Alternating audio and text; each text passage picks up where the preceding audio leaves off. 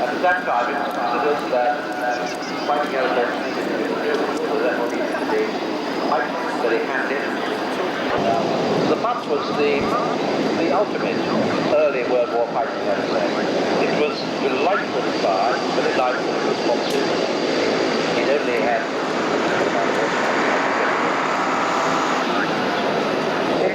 somehow we found ourselves at some considerable disadvantage until the SE-5 and the Camel came along. We need more of that sort of thing later on in the programme.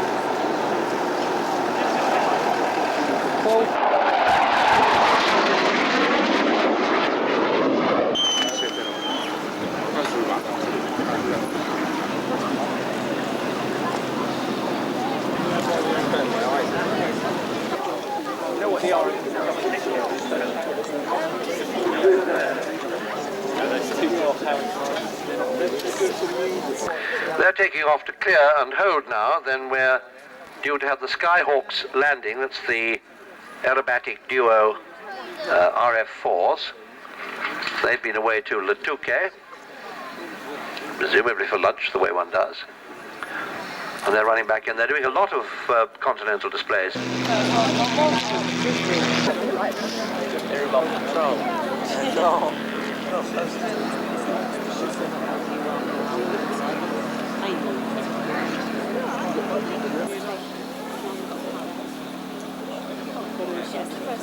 Formed at Leeming in 1947, training people on engines.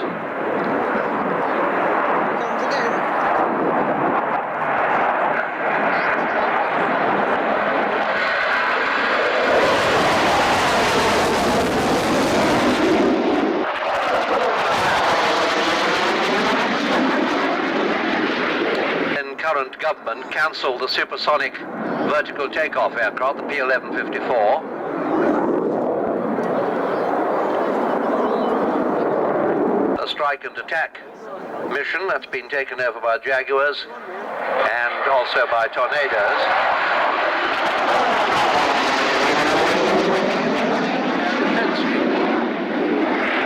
Taking over from the Lightnings. In a small island like this, for enemy intrusion, you need a very rapidly climbing aircraft.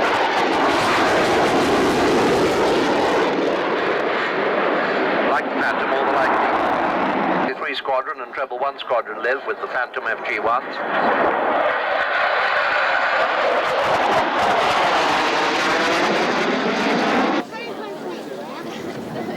Here she cancelled. That bastard's put his wheels down. Coming in. Put down.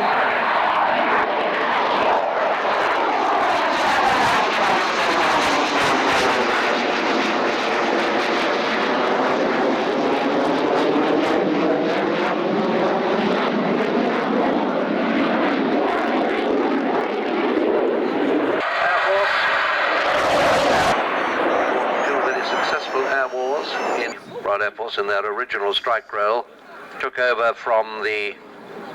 This is going to be a landing pass or not. He's certainly configured for it. He's supposed to be landing back on. He's about due to come back in. Yep, he's in. Everything's done what should be done for concern.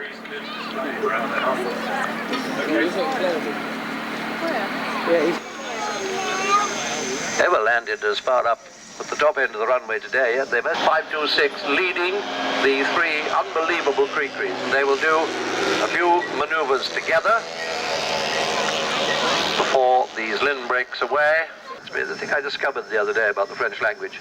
If you put your head out of a doorway and cry pouce pouce in England, you get a cat coming up. If you call pouce pouce in France, you get a JCB. It's apparently French for a JCB. Not a lot of people know that. Well, or want to know precisely, yes. I'd be surprised if we couldn't pick the small ones up.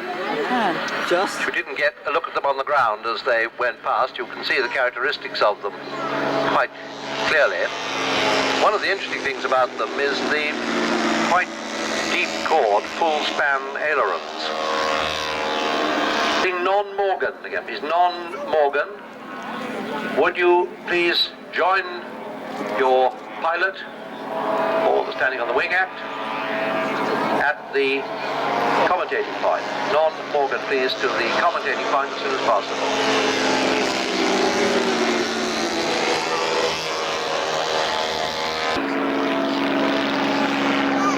Commercial pilot, flown Convair's and Carabels, all coming on to 747 to their fronts.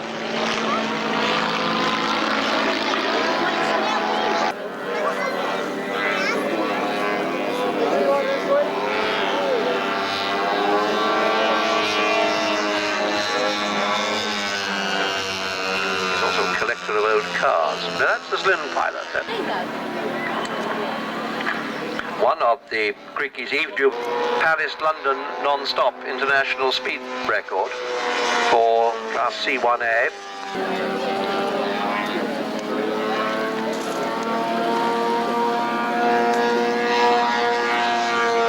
Engine capacity is just under a quarter of a litre.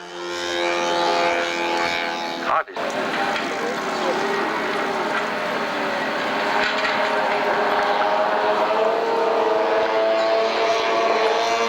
They're fully floating ailerons. There's a very considerable gap between those ailerons and the main body of the wing.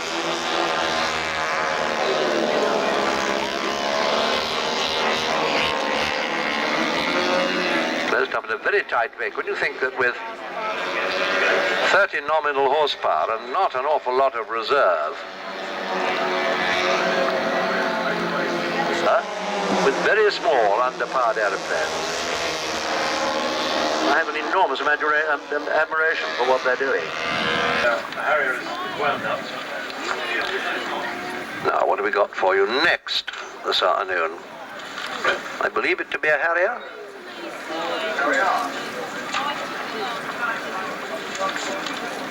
Harrier lining up, G3. We really ought to have one at Headcorn. Yep.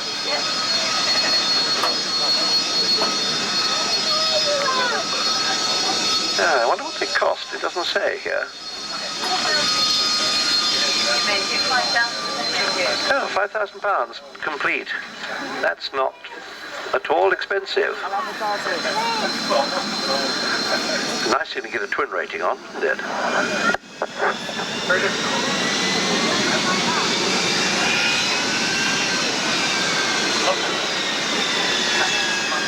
Yeah.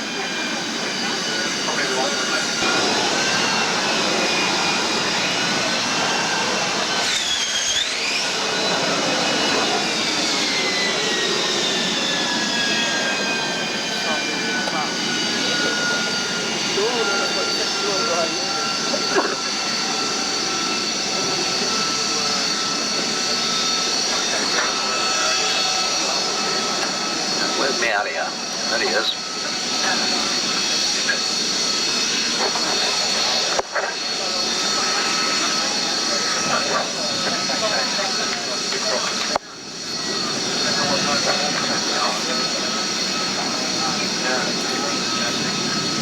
Harrier.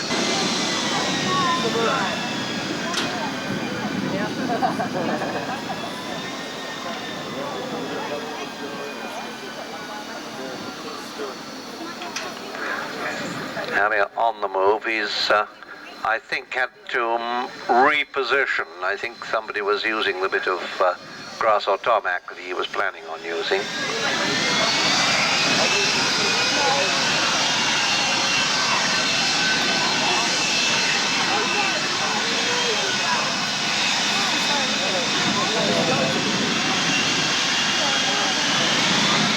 There he goes. Start of a standard roller takeoff.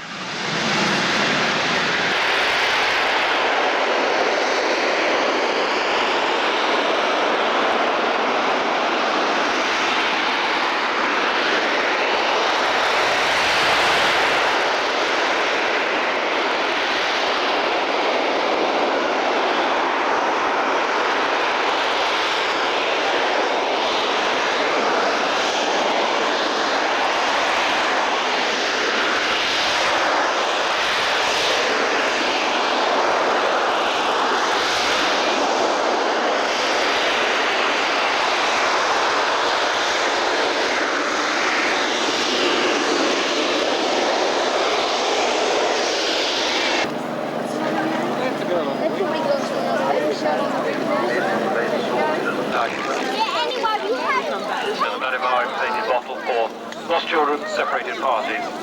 Pit stop still in action.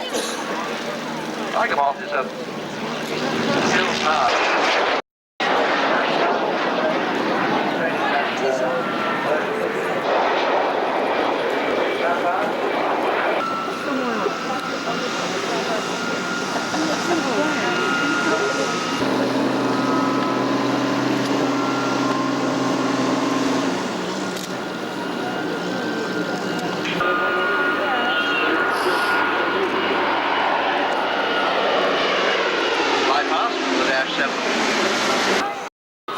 Pushing round into a 70-degree turn, well, a 180 I suppose eventually. Going through more than that. Into back on the...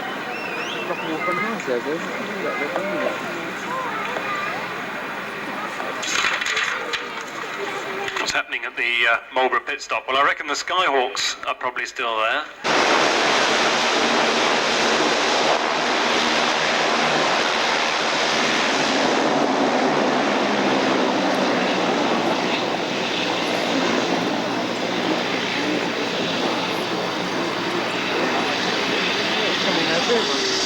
Go to red one.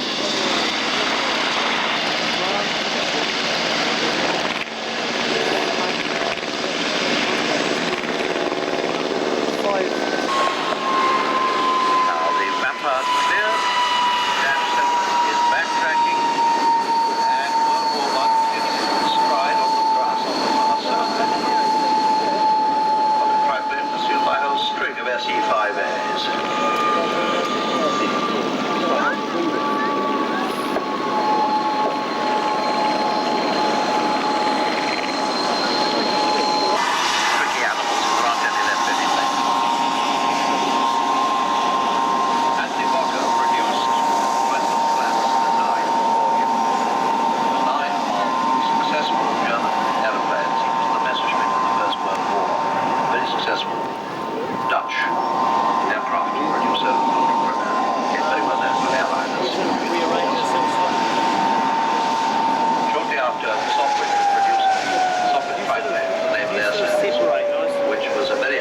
Decided that they wanted a triplane too, and way to climbing, the name of the game at that time. And they produced the only successful one, which was things. One, the fact that building and inspection methods were dead sloppy at the Fokkers factory. Like all aeroplanes, it was eclipsed later, of course, by the much more successful Fokker D7, the biplane.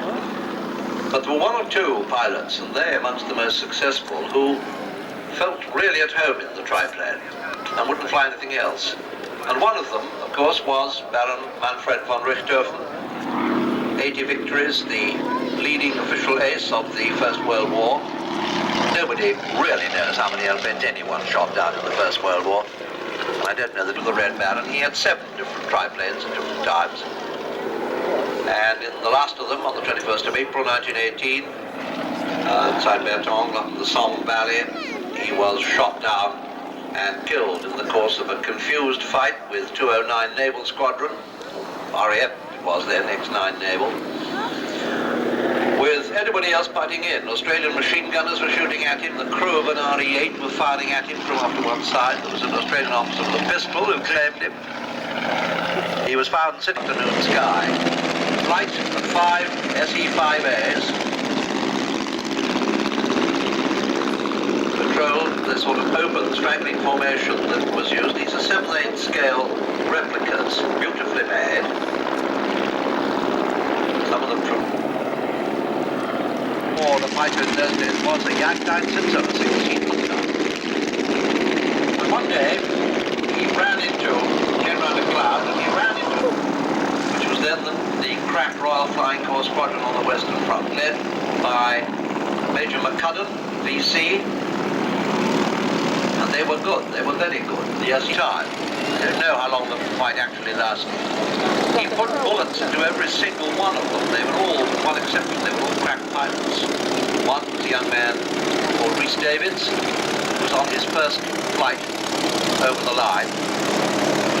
And after the fight had been going for some time, very vividly with the sounds, the sights, the distances, all to scale, is being shown in front of you right now, is the way the boss died.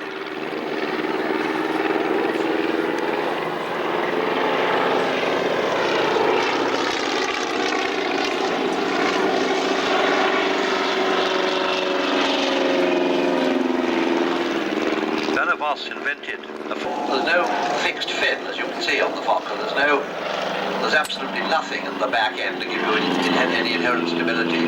If you put on that rudder rapidly and coarsely, the entire aeroplane rotated sideways, and for a brief period you were sliding along sideways, pointing at right angles to where you'd gone.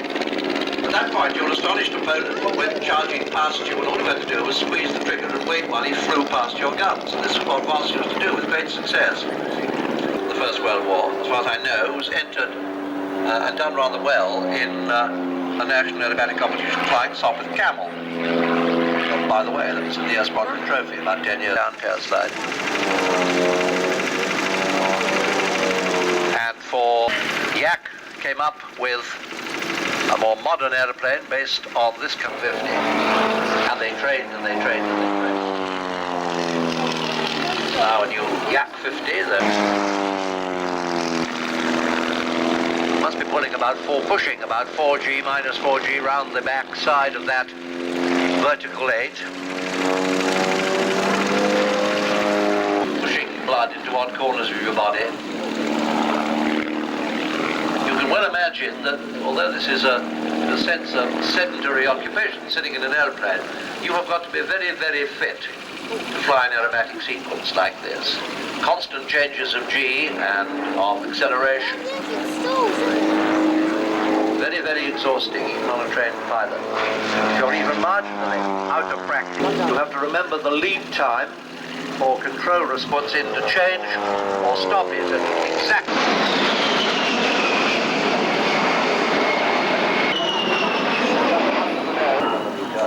Seven-barrel cannon. That's useful armament.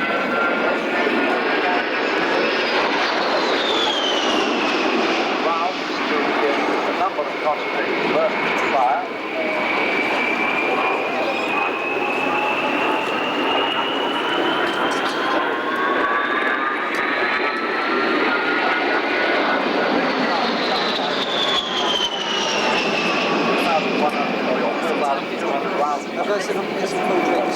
Very fast firing on the sorting weaponry on those underweight under 2 rounds. On of loiter time, you've got the aircraft on call for the inside of 2 hours.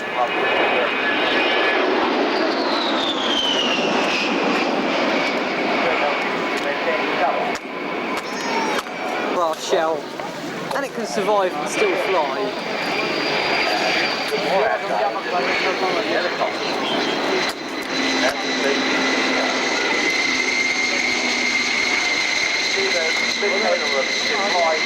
From most angles, which helps reduce the infrared signature and helps to intercept any potential damaging missile being thrown at them. Lots of clever work went into the design of this aeroplane. We have another training aeroplane in the sky now. Touring aeroplanes. And produce this one. Feeling that it will be easier initially for their people to keep it going. Which indeed it probably was. Used.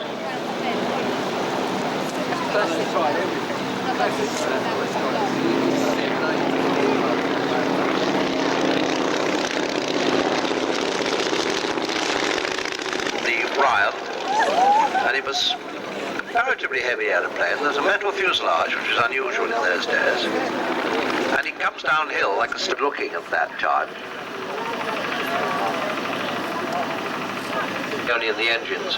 The original one had Ranger inline engines. The wave of applause, ladies and gentlemen. The Sea Fury has started. Its fate is being watched with great anxiety. We're going to get our Sea Fury. How splendid. We'll make a slot for him, Strat says. He hasn't got a slot. You are being defeatist. Oh, he's given me a nice lolly, a drink on a stick. No, they're all frozen. It's frozen adrenaline from the look of it.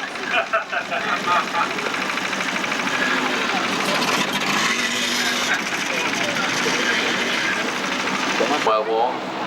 Had an inline engine again.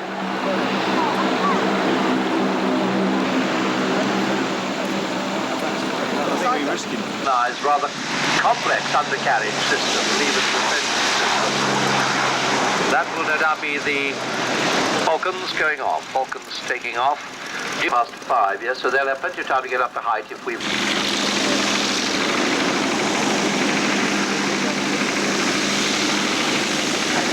Well, the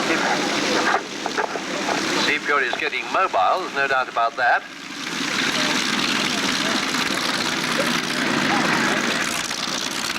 Tom Beach is going to go down to the holding point, come hell or high water.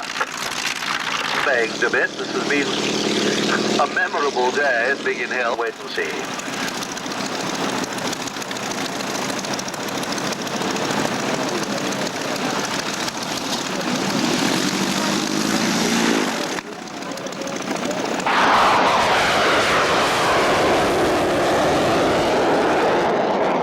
There goes our Fred.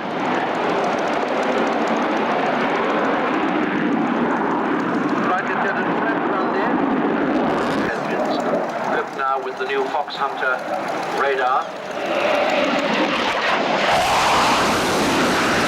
of attacking them in any given rotation, in any order.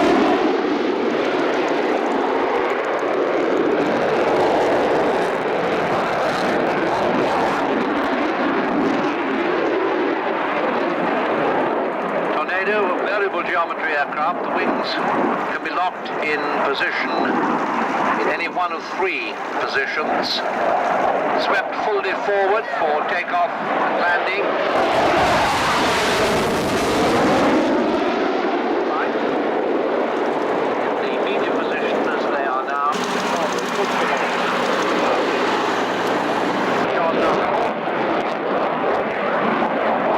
Both pilot and navigator, ex-Phantom crew.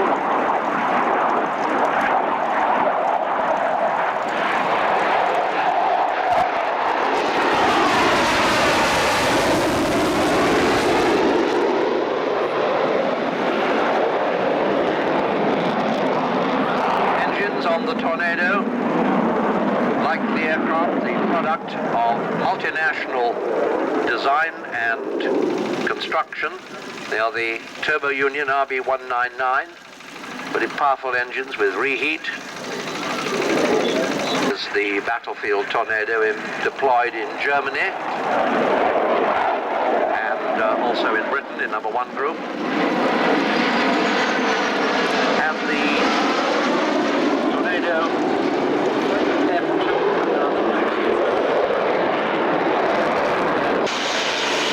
have recently bought into the Dash 8. Acquired one earlier this year as an airborne platform and telemetering relay system, and it became the E9A. Electronic communications and counter-communications, assuming enormously important proportions in the American services, and there's a lot of dedicated transport in the way of aircraft, largely actively crammed with electronic goodies.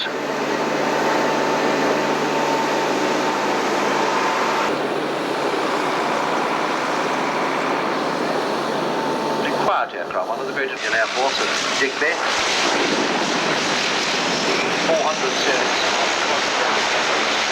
For Commonwealth and Allied squadrons. High levels get up to 8. They dropped to 6 yesterday. Quite spectacular.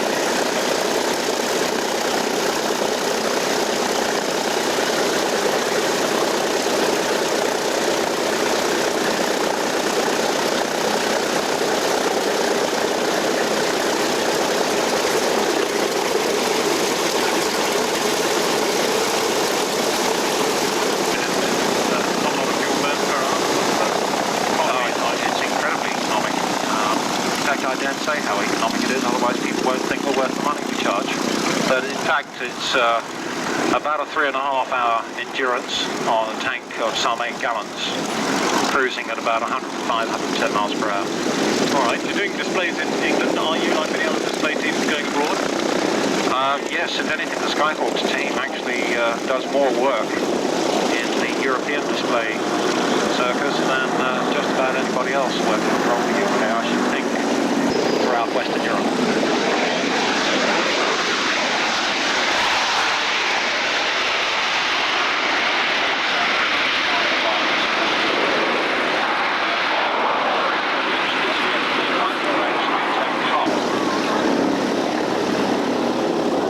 Sally B been running now, Trevor?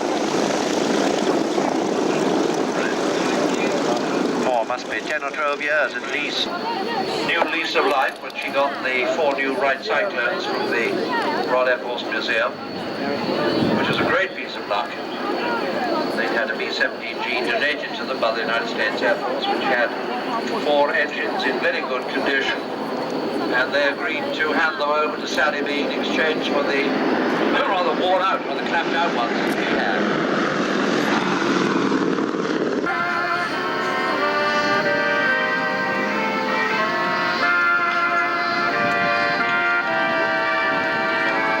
Bombardment Squadron.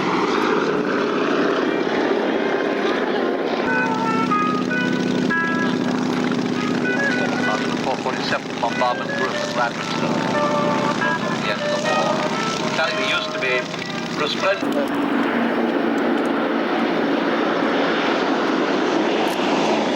Famous American 4-engine long-range bombers, everything else, and this was the airplane that symbolized daylight precision bombardment.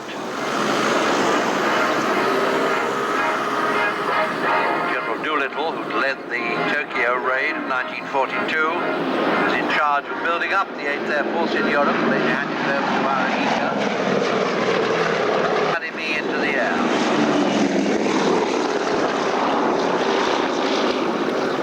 Then sold out of the service. She and 2 others turned up at Creil-Senlis in France, just north of Paris, where the French National Geographic Institute lived, and they employed her for some years as a high-level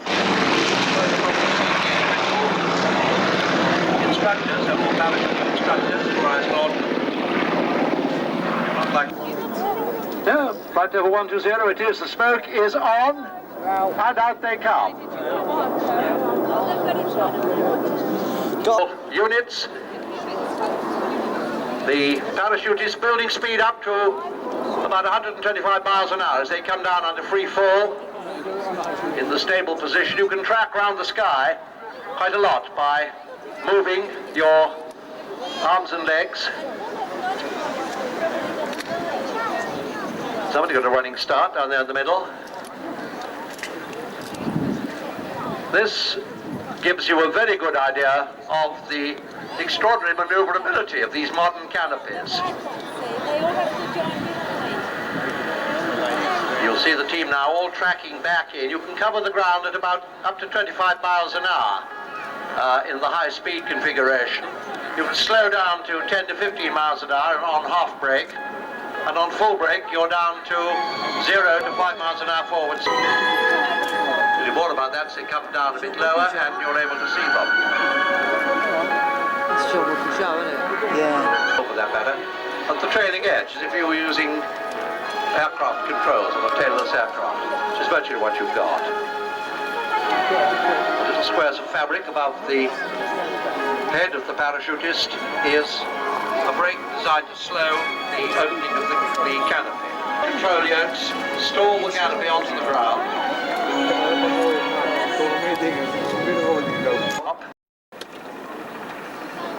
Well, I'm glad we got the full height today. We were rather short film.